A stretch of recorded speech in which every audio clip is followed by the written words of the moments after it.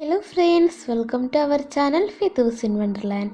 Best animated മൂവിക്കുള്ള Oscar ലഭിച്ച 2009 release ചെയ്ത ബെസ്റ്റ് ആനിമേറ്റഡ് ഫീൽ ഗുഡ് മൂവിയാണ് അപ്പ്. ബെസ്റ്റ് ഫിലിമിനുള്ള നോമിനേഷൻ ലഭിക്കുന്ന അപൂർവം ആനിമേറ്റഡ് മൂവികളിൽ ഇടം പിടിച്ച ഒരു മൂവിയാണ് ഇത്. അപ്പോൾ നമുക്ക് കാളിന്റെയും റസലിന്റെയും കഥയറിയാനായി നേരെ വീഡിയോയിലേക്ക് പോകാം.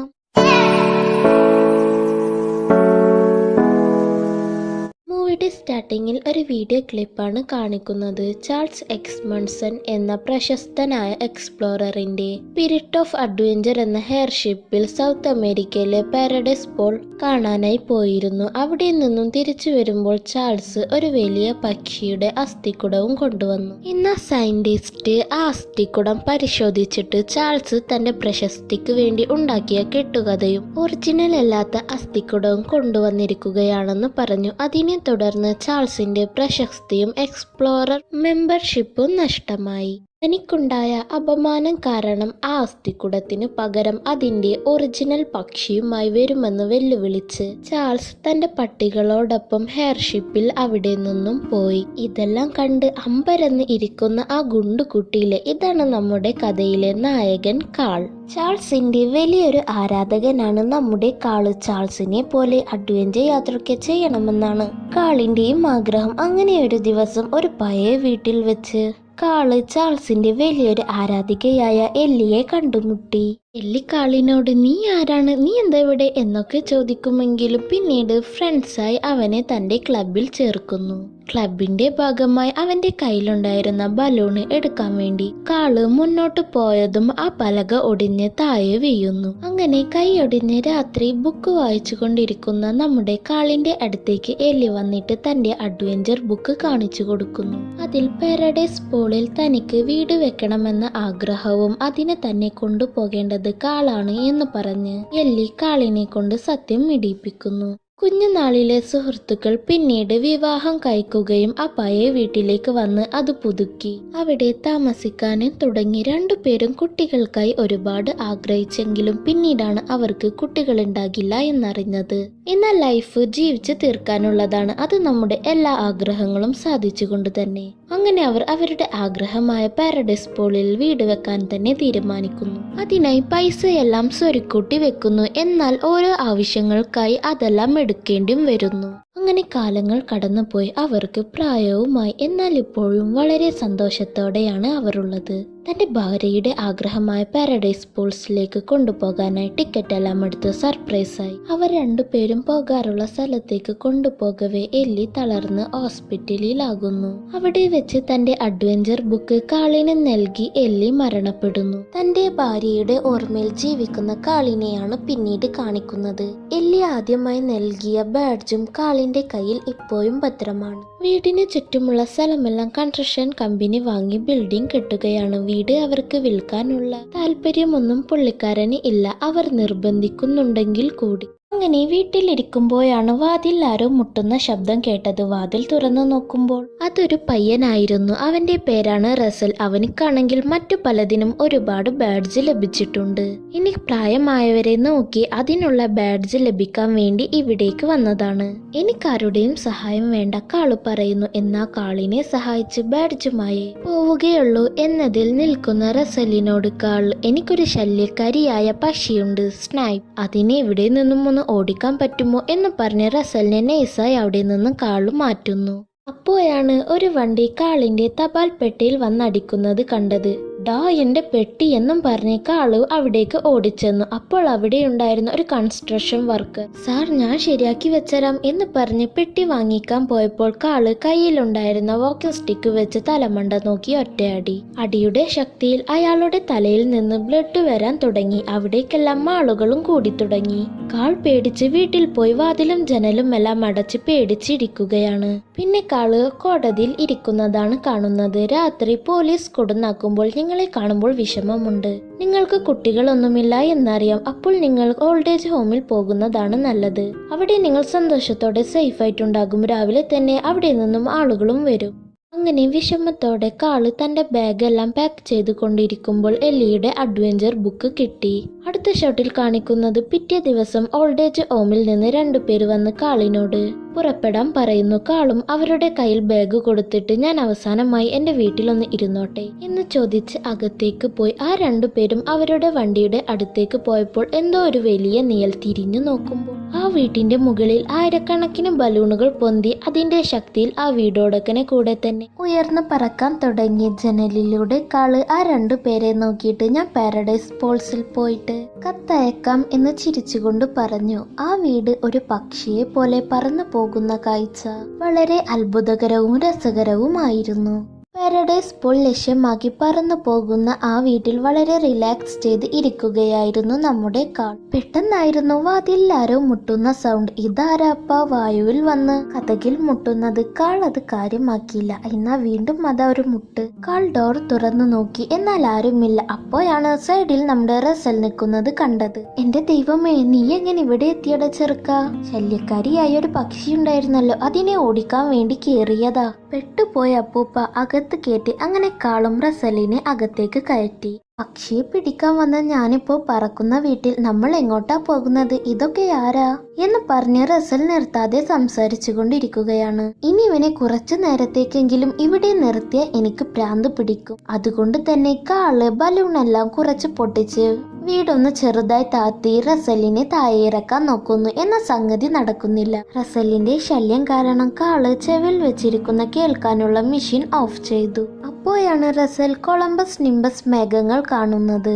അത് കാളിനോട് റസൽ വിളിച്ചു പറയുന്നുണ്ട്. എന്നാ മെഷീൻ ഓഫ് ചെയ്തത് കാരണം കാളത് കേട്ടിരുന്നില്ല. എന്ന പെട്ടെന്നൊരു മിന്നലിൽ കാളിന് കാര്യം മനസ്സിലാകുന്നു. കാൾ ഉടനെ തന്നെ വീടിന്റെ ദിശ മാറ്റാൻ നോക്കുന്നുണ്ട്. എന്നാൽ അതിന് കഴിയുന്നില്ല. വീട് ആ കാറ്റിലും കോളിലും അകപ്പെട്ട് കൺട്രോൾ ഇല്ലാതെ അങ്ങോട്ടും ഇങ്ങോട്ടും ആടുന്നു. പിന്നീട് കാണിക്കുന്നത് റസൽ വന്ന് വിളിച്ചപ്പോൾ കാള് കണ്ണു തുറന്ന് പുറത്തേക്ക് പോയി നോക്കുന്നു. അപ്പോൾ ആകാശം തെളിഞ്ഞ് നല്ല ഭംഗിയിൽ നിൽക്കുകയാണ്. റസൽ ആണെങ്കിൽ തന്റെ ട്രാക്കറിൽ സൗത്ത് അമേരിക്ക എത്തി എന്ന് പറഞ്ഞ് സന്തോഷിച്ചതും കയ്യിലുണ്ടായിരുന്ന ട്രാക്കർ താഴെ പോകുന്നു. കാള് കുറച്ച് ബലൂണുകൾ പൊട്ടിച്ച് വീട് മെല്ലെ താഴ്ത്തുന്നു. എന്നാൽ അവിടെ കാണാൻ പറ്റാത്ത അത്ര പുകയും കൂറ്റൻ പാറകളും ഉള്ളത് കാരണം അവർക്ക് വീട് കൺട്രോൾ ചെയ്യാൻ പറ്റാതെ വരികയും അവർ വീടിന് പുറത്തേക്ക് വീഴുകയും ഉണ്ടായി. നിയന്ത്രണമില്ലാതെ പറന്നു പോകുന്ന വീടിന്റെ കയർ എങ്ങനെയോ കാള് ചാടിപ്പിടിക്കുന്നു.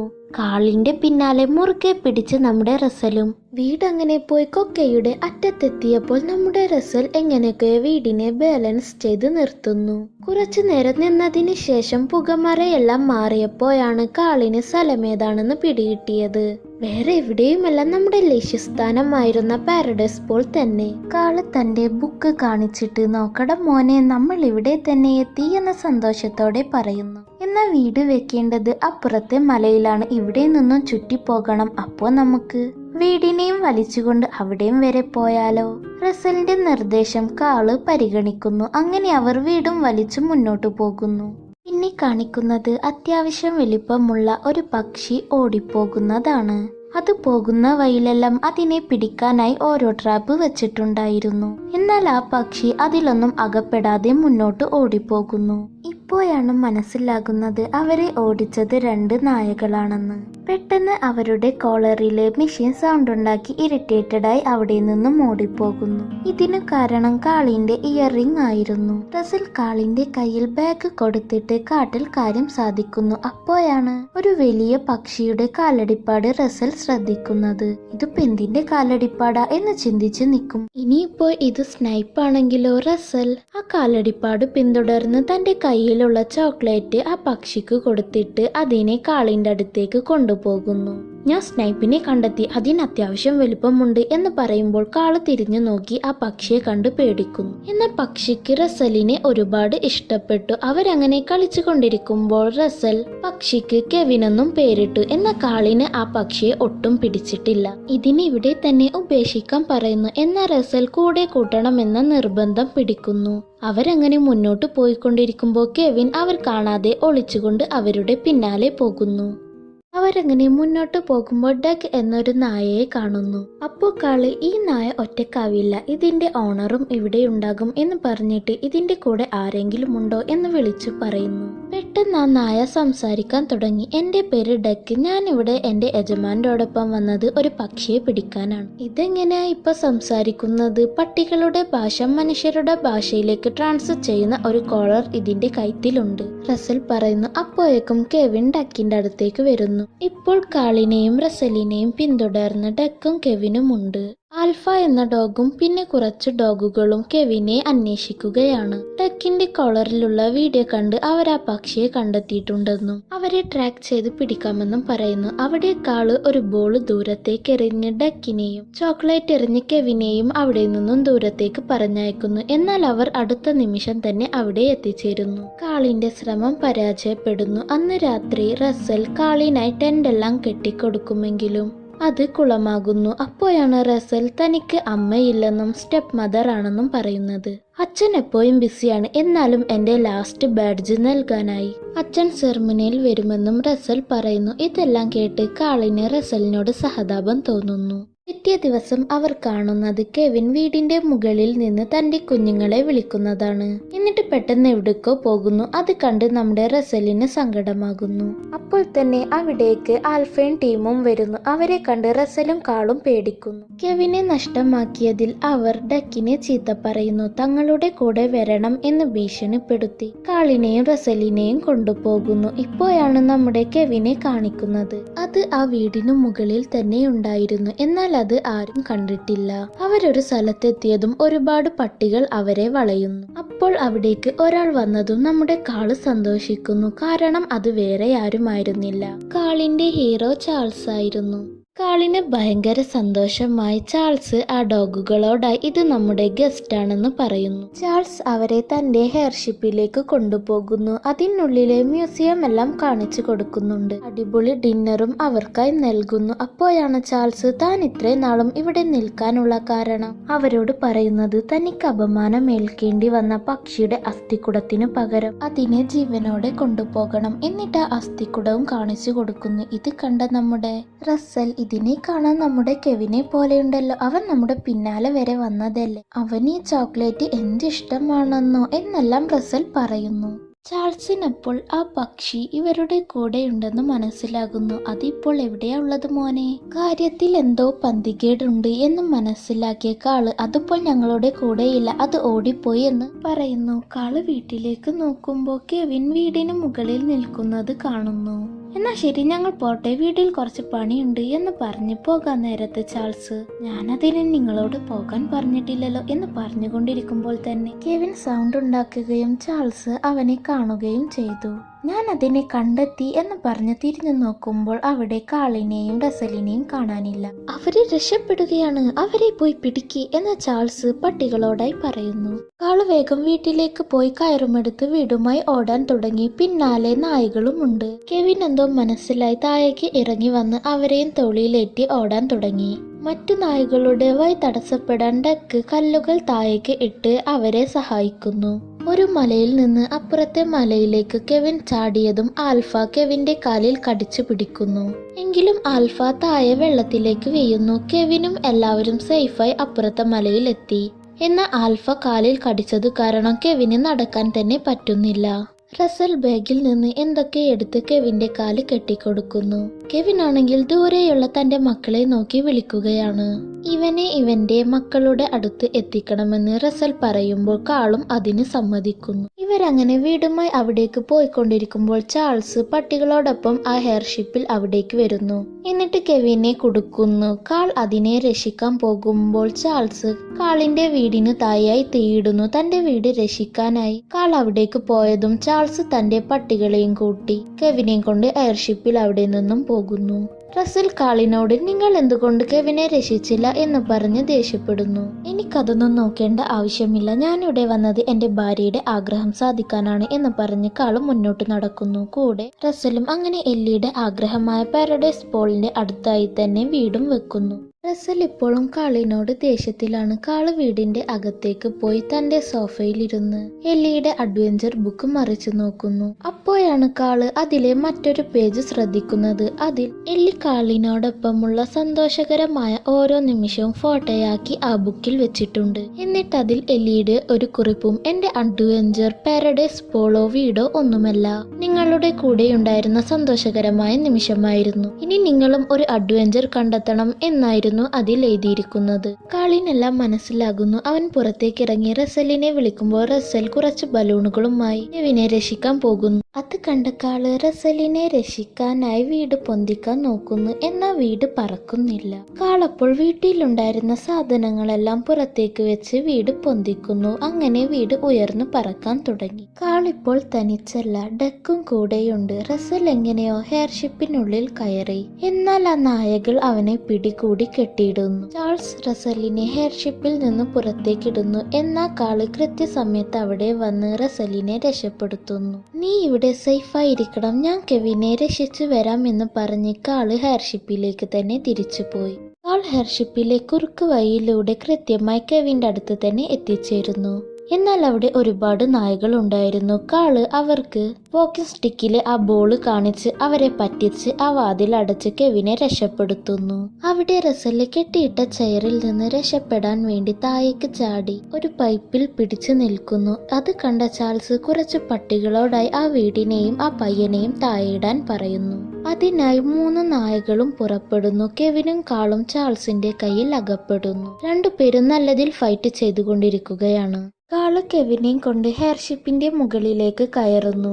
റസൽ ആ പൈപ്പ് പിടിച്ച് മുകളിലേക്ക് കയറി വീട്ടിൽ കയറി ആ പട്ടികളെ പറ്റിച്ച് അവരുടെ പ്ലെയിനും നശിപ്പിക്കുന്നു. എന്നിട്ട് വീട് കാളിന്റെ അടുത്തേക്ക് അടുപ്പിച്ച് അതിലേക്ക് കെവിനെയും ഡക്കിനെയും കാളിനെയും കയറ്റുന്നു. അപ്പോൾ തന്നെ ചാൾസ് അവിടേക്ക് വന്ന് വെടിവെക്കുന്നു. വീട് നിയന്ത്രണമില്ലാതെ മുന്നോട്ടു പോകുന്നു. കാൾ ആ പൈപ്പിൽ പിടിച്ച് വീടിനെ ബാലൻസ് ചെയ്യുന്നു. ഇപ്പോൾ വീടിനകത്ത് റസലും കെവിനും ഡക്കുമാണ് ഉള്ളത്. ചാൾസ് വീടിനുള്ളിലേക്ക് ആക്രമിച്ച് കയറുന്നു. കാള് റസലിനോടും ഡക്കിനോടും കെവിനെ മുറുകെ പിടിക്കാൻ പറയുന്നു. എന്നിട്ട് തന്റെ കയ്യിലുണ്ടായിരുന്ന ചോക്ലേറ്റ് കെവിന് കാണിച്ചു കൊടുക്കുന്നു. അത് കണ്ട കെവിൻ ചാൾസിന്റെ തോക്ക് മാറ്റിയിട്ട് പുറത്തേക്ക് ചാടുന്നു. നിയന്ത്രണം കിട്ടാതെ ചാൾസ് പുറത്തേക്ക് വീഴുന്നു. എല്ലാവരും സേഫായി രക്ഷപ്പെട്ടതിൽ കാള് സന്തോഷിക്കുന്നു. കാളിന്റെ വീട് താഴത്തേക്ക് പോകുന്നു. അത് കണ്ട് കാള് വിഷമിക്കുന്നു. റസൽ കാളിനോടായി സോറി പറയുന്നു. കെവിനെ കുഞ്ഞുങ്ങളുടെ അടുത്ത് കൊണ്ടുപോയി അവരുടെ ദൗത്യം പൂർത്തീകരിക്കുന്നു. അതിന്റെ സന്തോഷവും അവരുടെ മുഖത്തുണ്ട്. ചാൾസിന്റെ എയർഷിപ്പിൽ കെവിനും ഡക്കും റസലും കാളും തിരിച്ചു പോകുന്നു. കൂടെ ആ നായകളും. റസലിന് താൻ ആഗ്രഹിച്ച ബാഡ്ജ് കിട്ടാൻ പോവുകയാണ്. എന്നാൽ അവന്റെ അച്ഛൻ വന്നില്ല. പകരം അവന്റെ ഗ്രാൻഡ് പാ കാൾ വരുന്നു. റസലിന് ബാഡ്ജ് കൊടുക്കുന്നു. മാത്രവുമല്ല എല്ലിയുടെ സ്പെഷ്യലായ ബാഡ്ജും റസലിന് കൊടുക്കുന്നു. അവന്റെ സ്റ്റെപ്പ് മദർ സന്തോഷിക്കുന്നു. 3 പേരുടെയും താമസം ഇപ്പോൾ എയർഷിപ്പിലാണ്. മൂവിയുടെ അവസാനം കാളിന്റെയും എല്ലിയുടെയും ആഗ്രഹം പോലെ അവരുടെ വീട് പാരഡൈസ് പോളിൽ നിൽക്കുന്നതാണ് കാണുന്നത്. ഈ മൂവി നിങ്ങൾ ഒരു തവണയെങ്കിലും തീർച്ചയായും കണ്ടിരിക്കേണ്ടതാണ്. അപ്പോൾ മറ്റൊരു വീഡിയോയുമായി വരുന്നത് വരേക്കും ബൈ.